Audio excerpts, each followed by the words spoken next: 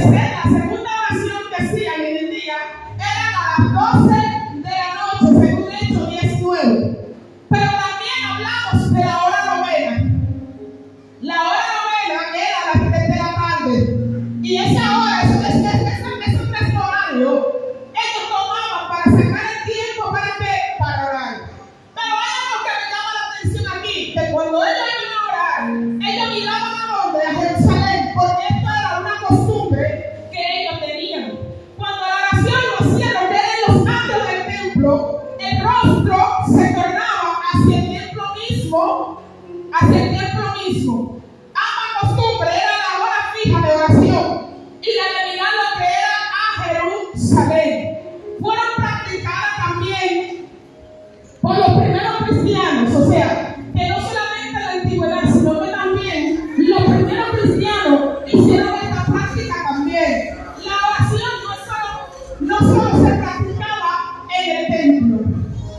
La oración no se practicaba solamente en el templo. La oración también lo hacían en la casa. La oración también lo hacían en otros lugares que eran apartados. Cuando lo hacían en la casa, ¿saben qué hacían? Buscaban lo que era una habitación en la planta alta, denominada aposento alto. Y era una especie de azotea.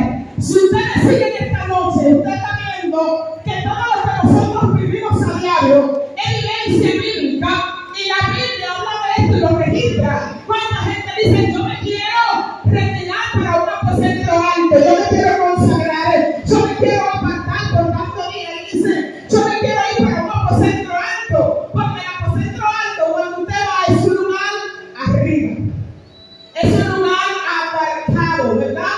Es un lugar donde usted va y todo lo que es concentración y a su nombre.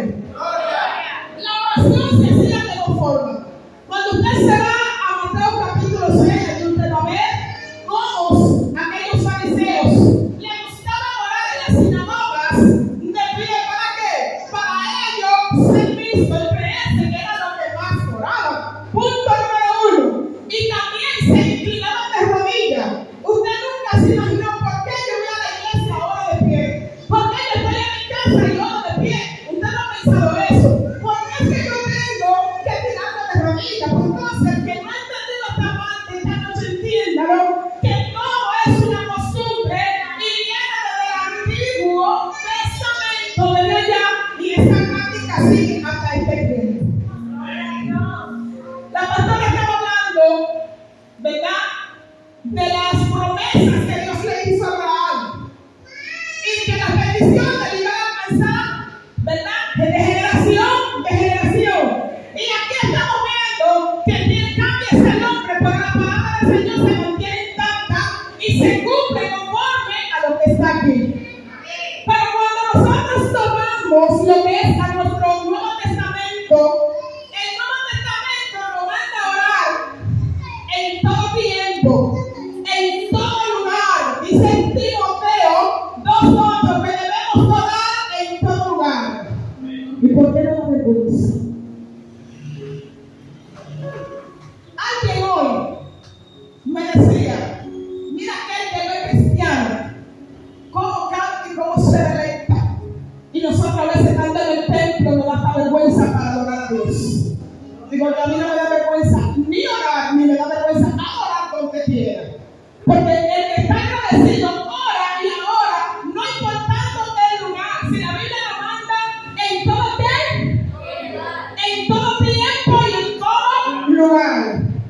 De acuerdo a las Sagradas Escrituras, la actitud del Espíritu que ora es más importante que la hora, el lugar, la posición del cuerpo o la fórmula de que se debe orar. ¿Sabe algo? Nosotros debemos orar con intensidad espiritual. Porque la batalla, el pleito que estamos peleando, esto no es con ñe, ni con mueca, ni tranquilo, esto es con fuerza. Amén. Porque gloria al Señor, la intensidad es un grado que es con fuerza. Y a veces vemos gente que ora: ay Señor, si tú quieres, pero ven acá, usted siendo hijo de Dios. Si yo soy hija de Dios, como hija de Dios, ¿qué hago? Voy donde mi padre y le pido al Padre lo que yo necesito. Porque cuando un niño necesita el amor del Padre, ¿qué hace? El niño va a confianza, comienza a conquistar el Padre y luego le dice, mira papá, yo necesito tal cosa.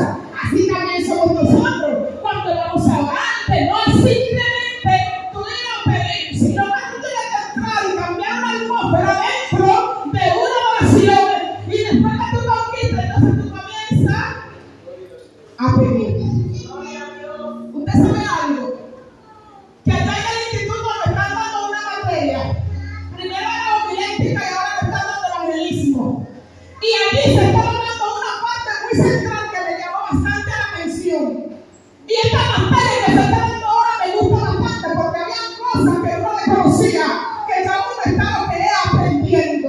¿Sabe qué pasa? Que el profesor decía que dentro de este tiempo que estamos viviendo, los evangelistas predican simplemente cosas que son de ellos, testifican de ellos, todos son ellos. Pero él dice, ¿y dónde está Cristo? ¿Dónde lo dejan a Cristo? Donde Cristo tiene que ser el eje, tiene que ser el centro. Y lo sacan, aleluya, su nombre, y lo sacan. Entonces dice, el evangelista predica cristocéntrico. Pero cuando él comienza a explicar, yo comienzo a notar algo. Que si usted se fija así, muchos hablan cristocéntrico, llaman de Cristo. Pero hay algo que se ha perdido en este tiempo, pregúntame usted. Hay algo que en este tiempo que se ha perdido, porque no es lo mismo usted agarrar y leer un texto bíblico, punto a leer y se lo voy a aplicar a otro, que usted le viene a buscar la esencia del Padre, del Espíritu Santo de Dios, porque sin el Espíritu Santo, sin una búsqueda, no hay una manifestación. ¿Sabe qué pasaba antes? Que antes había milagros, prodigios. Él decía, no se están viendo esos milagros ni esos prodigios en este tiempo. ¿Qué es lo que está pasando? Están sacando a Cristo. No. Cristo está. Lo que pasa es que no hablar y no buscar son dos cosas diferentes. Porque cuando tú buscas y te expresas delante de los creyentes de un público hay una esencia. Y alguien tiene que volver al primer amor. Tiene que volver al primer amor. Tiene que apártate para la oración. Dios mío, dígale a alguien, apártate para la oración. Y si no quiere decirle eso, entonces dígale, debes de orar. Dile, no, es contigo que debes de orar en esta noche. Cuando nosotros nos vamos a lo que es el Nuevo Testamento, allí nos daremos cuenta que Jesús se apartaba lo que eran lugares desiertos. ¿Para qué? Lugares desiertos, solitarios. ¿Para qué? Para él orar. Lucas capítulo 5, verso 16. Pero el verso 15 dice que su fama se extendía cada día más y más. Y se reunía lo que era mucha gente para oír y para ser sanado de sus enfermedades. O sea, que cuando Jesús terminó de hacer esa labor, cuando Jesús hizo su tarea que le correspondía hacer, que los enfermos los sanó, que habló de la palabra del Señor, Cristo no se fue a descansar, Cristo no se fue a sentar, Cristo no se fue a reunir con sus discípulos. ¿Sabe qué hizo? Cristo se fue a un lugar solitario que hablar con el Padre, y cuando subió a hablar con el Padre, le daba la noche y todavía estaba ahí. Esto a mí me da una enseñanza poderosa. ¿Usted sabe por qué? Porque hay gente que cuando después que sale de un altar y Dios lo usa, en vez de ir a darle gracias a Dios y tirarse de rodillas, ¿sabe qué hace? Yo estoy muy cansado y la misa corta. Entonces, ¿qué pasa? Que usted no se puede descuidar, sino que debemos que seguir ¿qué? Orando, y es mejor pasar más tiempo con Dios que los hombres. Hay que pasar más tiempo con Dios y poco tiempo con los hombres. Porque estamos viviendo un tiempo un poco difícil, ¿verdad? Y debemos de estar consagrados para Dios. También vemos aquí en el libro de Mateo, su capítulo 14, verso 13, 22. Dice que Jesús entró a lo que fue una barca y se fue a un lugar desierto apartado. Gloria a Dios. La gente, cuando la gente escuchó hablar de Jesús, le siguió a él a pie desde la ciudad. Cuando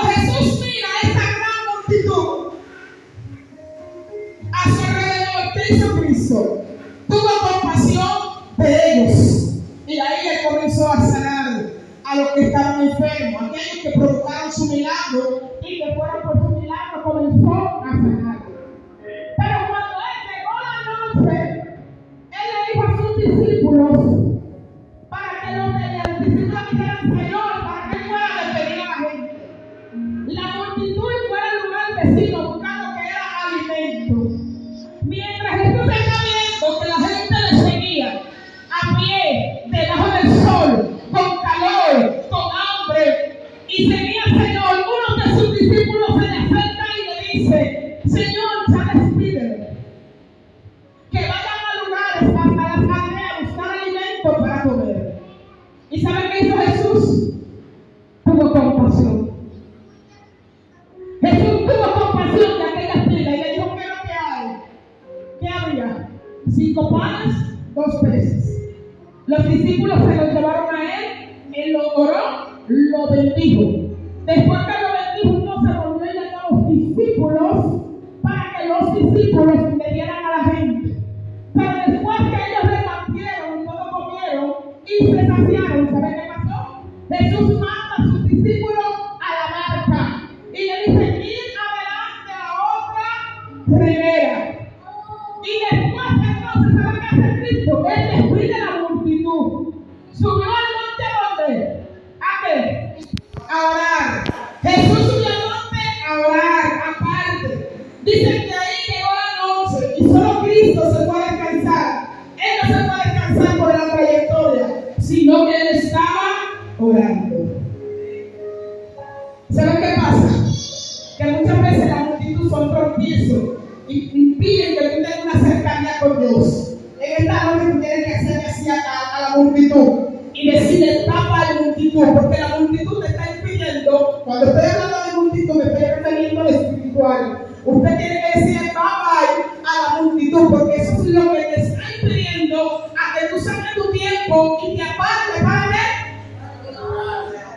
Vamos. Hay que decir: había multitud, porque tú a mí no me vas a impedir que yo me conecte con el Padre Celestial. Tienes que apartarte para la oración. Es necesario que te apartes como hizo quién. Jesús a solas. Cuando estamos solos en la oración, una de las mejores experiencias que tenemos es a Él. ¿Sabes por qué? Dile a alguien, agárrame la mano a alguien y dile: la mejor alma que tenemos después de la palabra que es la oración. Pero la palabra es la espada y la oración es la llave que abre todos los candados. ¿Y por qué no quieres utilizar esa llave? ¿Qué es la palabra?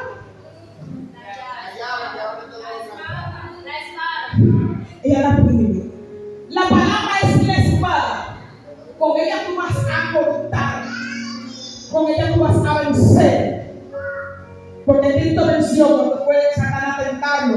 Y fue por la palabra que lo venció.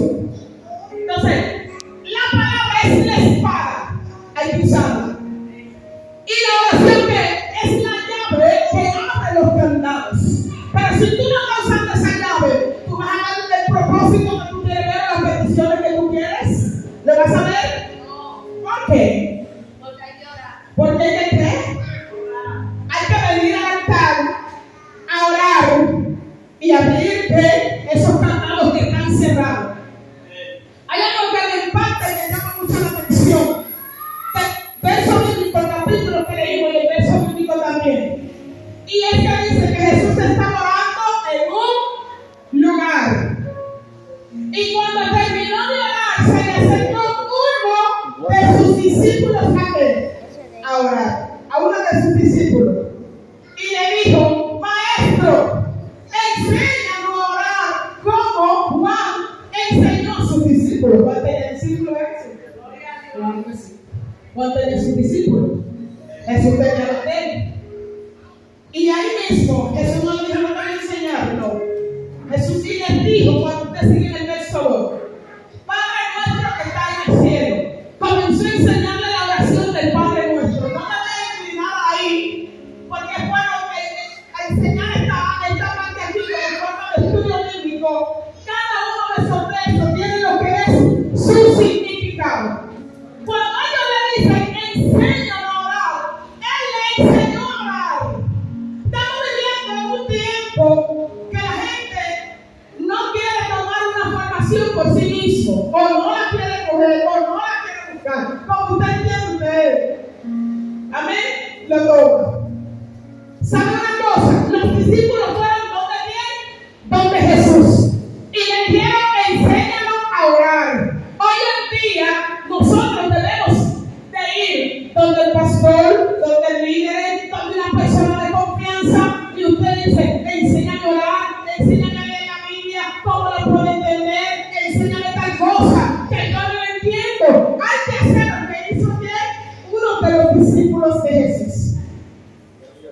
En una ocasión, cuando yo comencé lo que fue el evangelio que vino, yo no entendía nada lo que era del evangelio, tampoco conocía nada lo que era del evangelio. A mí nadie se sentó a enseñarme la palabra.